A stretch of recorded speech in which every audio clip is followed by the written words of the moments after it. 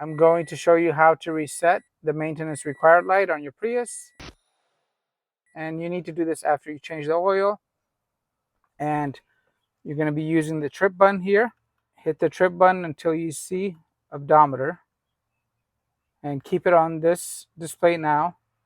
Power off the vehicle. And before you power off the vehicle, you need to go ahead and hold on to the trip button and power it off. Wait for the screen to turn black. Now I'm going to go ahead and tap this button twice, keep my foot off the gas pedal, and then once the screen is on, I'm going to hit this button 3 times. 1, 2, now 1, 2, 3. Look at the screen here. You'll see that it's counting down. And there you go. It has now reset.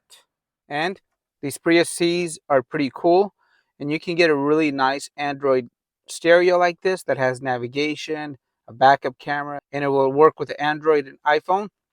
And I bought this for under $70, and it came with the whole bezel, and it was already pre-wired. And I'll leave you guys a video in the description box down below.